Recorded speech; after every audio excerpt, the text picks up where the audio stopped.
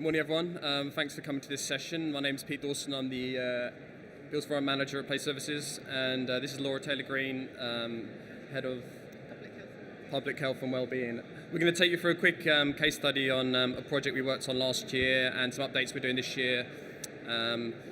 Before I kick off, I'm going to set a bit of a scene, the context in Essex, what we're facing at the moment in terms of our growth agenda. So, an evidence piece of work produced, commissioned in 2017, completed in 2018, was called the catchy title of the Greater Essex Growth and Infrastructure Framework, which is going to set out the big picture for the next 2 decades in Essex in terms of what growth we'll be needing, where we need to build the houses, where we need to find the jobs, and the employment. Big growth agenda in Essex. Here's a snippet. To summarise, it's quite a lengthy document, but we're looking at, over the next sort of plan period, 20 years, around 180,000 new homes needed, which is unprecedented in Essex since the Newtown programme that built Harlow and Basildon.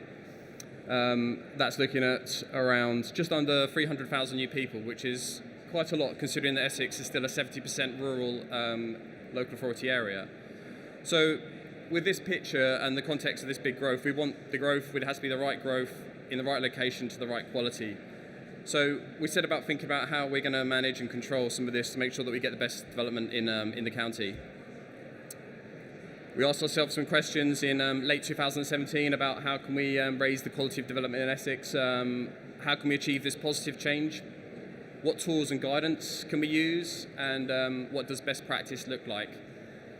The heads of planning for each of the 15 local authorities in Essex, called the Essex Planning Officers Association, commissioned my team to update the then Essex Design Guide.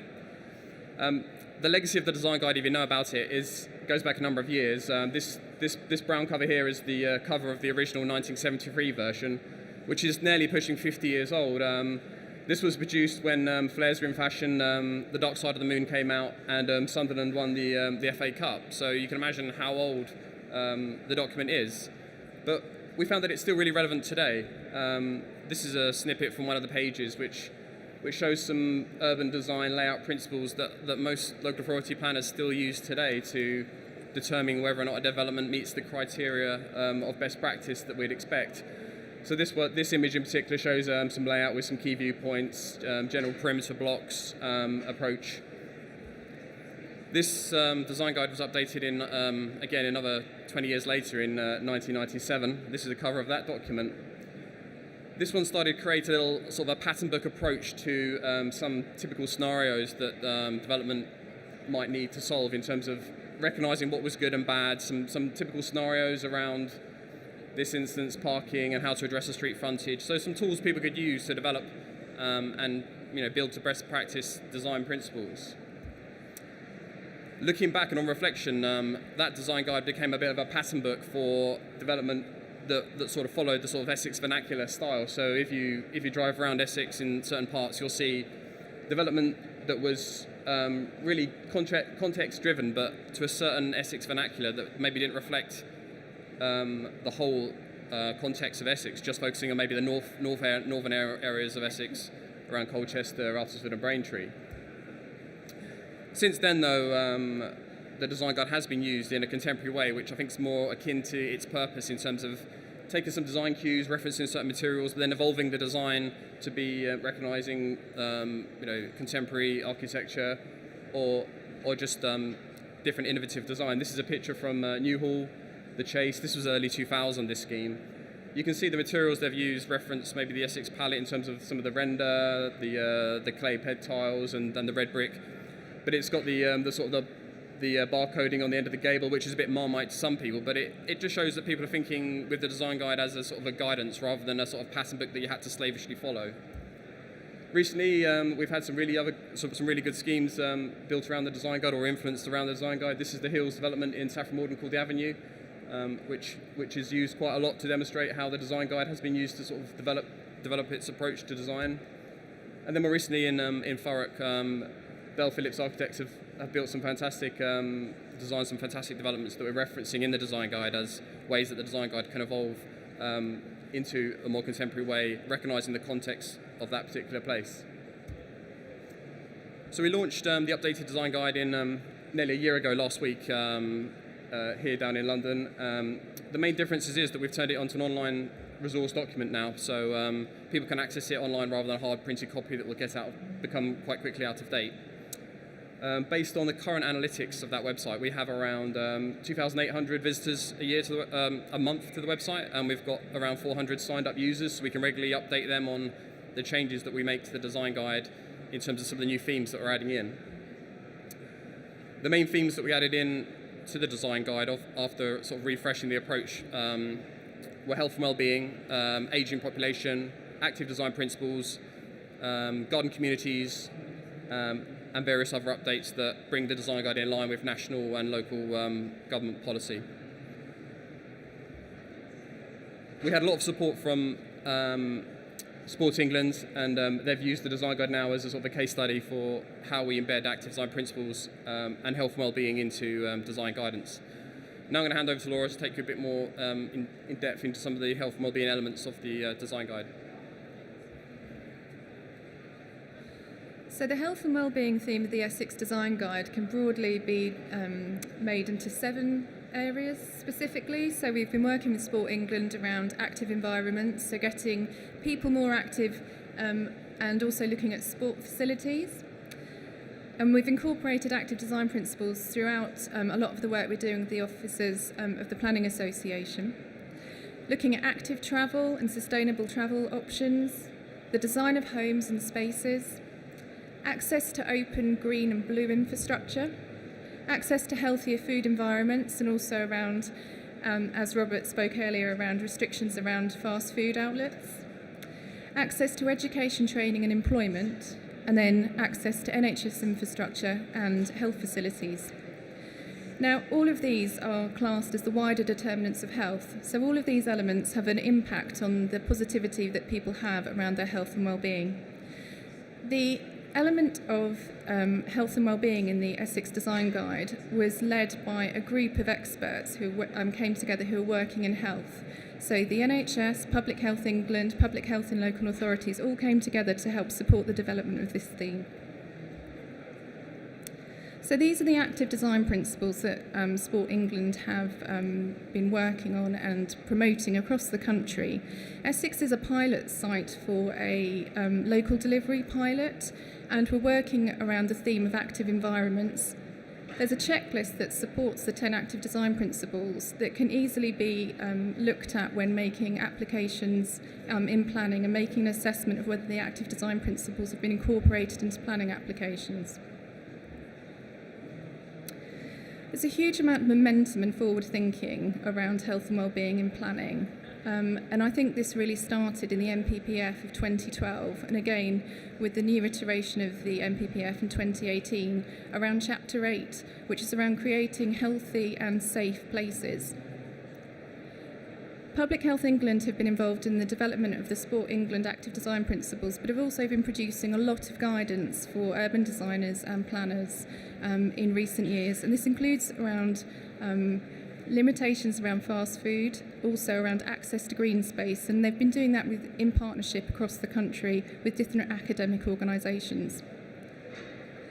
NHS England and the Healthy New Towns pilot, which you'll be hearing about later on this morning, so I won't go into too much detail around that. There isn't a pilot site in Essex, however we're very keen to learn about what's been happening with those pilot sites, and the work is going forward around those, and there will be a guidance note around the lessons being learnt from the pilot sites that will be published later this year. Public health moved into local authorities in 2014, around the time of the Health and Social Care Act changing, and one of the main objectives for public health was around actually supporting planning and placemaking. Now we're embedded in local authorities, I feel that a lot of this work is now coming forward a lot more, and public health teams in local authorities are working across departments, especially planning departments, around putting health in placemaking. And then the Town and Country Planning Association, for approximately 5 years, have been doing lots of different work around understanding how exactly public health is making a difference within the plan-making process. And we recently contributed to a publication called Reuniting Health and Planning, which did review the past 5 years. So the Essex Planning Officers Association are keen supporters of health impact assessments. So health impact assessments have been around for quite a long time, and that's just part of a quote from the World Health Organization around what health impact assessments are designed to do. So they're around making an assessment of any project, plan or programme about whether or not there'll be a positive impact of that programme on health and well-being and how it's distributed across the population. Unfortunately, there's no agreed national guidelines on health impact assessments. They're not statutory. We obviously had, in 2017, the incorporation of population and human health into environmental impact assessments, but health impact assessments are slightly different. There are 3 types. There's a desktop, a rapid and a full health impact assessment. And full health impact assessments tend to be carried out on nationally significant impact projects, and they take months to carry out. There's 5 stages, which I'll talk about in my next slide. But what they're aimed to do is actually really promote what the positives of that planning application and that proposal can do, whilst making an assessment of what any unintended or less than positive impacts could have on populations. And you use them as a basis for having the conversation with the developer around actually how to increase the positives of the development whilst mitigating or removing any of the unintended consequences that may arise from the planning application. So it's a 5-step process. The first one is screening, and you basically screen to see whether or not you need to carry out a more in-depth health impact assessment, and this should be done quite an early stage. The next stage is then scoping, where you have a more in-depth conversation around exactly what the health impact assessment should be making an assessment of, and then naturally you go on to the assessment. And then it's reviewed, and there's a number of different tools available where you can actually review the health impact assessment, and from that you'll be making recommendations on how to go forwards around the positives and also the less than positives that may be coming from that proposal. And of course, a very important part of the planning application and the proposal will be around monitoring and reviewing about how successful some of those more positives have been and whether or not anything came about from those less than positives. So that's just quite a simple diagram of the fact that actually we should be making the most of the positives whilst really minimising the less than positives. So there's lots of supporting information out there that can support the development of a health impact assessment. So as I said earlier, it's all based around the NPPF, and the plan making guidance also talks about the fact that health impact assessments are a useful tool in the plan making process. In Essex, approximately 10 of our draft or fully adopted local plans have now got health impact assessment use within them, or health and wellbeing policies. So again, that's supporting the evidence base. Public health teams and local authorities can support around the local evidence around what needs to be incorporated into a health impact assessment, and they really are a vital part of the process. Again, as I've already referred, there's lots of national and regional strategies and policies around plan making, so these need to be taken into account. Another really important part of the HIA is the cumulative impact of development in an area and what impact this could have on people, and that's often not always mentioned in a health impact assessment, and this is something we're working towards in Essex. And as I've said, really, a lot of this can be supported by the public health teams and local authority who are there to provide advice and guidance. And in Essex, we work closely with the with the Essex Planning Officers Association, but we also now support the Developers Forum, where there's groups of developers who work in Essex. And we recently presented to them, and we offer advice and guidance to developers specifically around what they should be doing to support health and well-being and plan making. And again, plan making and health is really about making sure those key principles are in developments at master planning stage. If you come forward with a planning application that hasn't considered health and well-being, it's very difficult to put it back in retrospect. One of the things that needs to be considered when looking at health and well-being in placemaking is not just the area specifically, but also some specific groups. And the Wales Health Impact Assessment Unit have specifically developed guidelines around which groups in society are more likely to be impacted negatively by proposals. Public Health can also signpost to existing forums as well, where developers can engage with groups to understand what the community aspirations around health and well-being may be. And this is a really important part of any development. Within the health and impact assessment guidance, there is some further information around the fact that with some different types of health impact assessments, there will be a need to develop a steering group, and advice and guidance on the membership of that steering group can come forward and be advised by the local authority public health teams. And obviously, as part of all plan making, community engagement is key. And as Pete said earlier, we were delighted to be nominated for an RTPI award around health and wellbeing, and we're still waiting to find out about that, so fingers crossed. So to summarise, I think the updated design guide really puts a focus back on how context should lead the types of development that we're faced in Essex. Not just built context, but in terms of the health context as well, where different areas have different health priorities. Again, looking at this slide, from the new towns in Basildon through to some of the northern districts and boroughs of Essex. Essex is such a diverse built heritage that we needed to recognise that through the design guide update. Just to quickly summarise a few of the extra sections that we're adding into the design guide this year. So we're launching a section probably in early April this year about school design, which again pushes the design of best practice for school design, considering context, adaptable buildings, but again also pushing the healthy impact assessment and the health agenda through school design. Another section we're adding onto the design guide website will be one on commercial and large footprint buildings.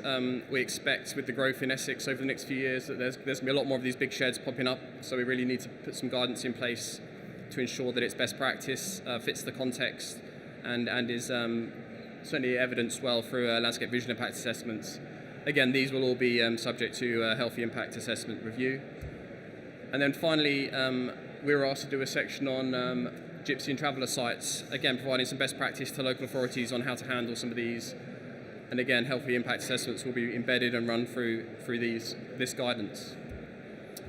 As we go forward, we provide a series of support to local authorities that use the design guide, from member training, sessions with house builders and developers, again not just on urban design or health, but for all the specialisms that are involved in the design guide through to highways, landscape, green infrastructure, and sustainable urban drainage.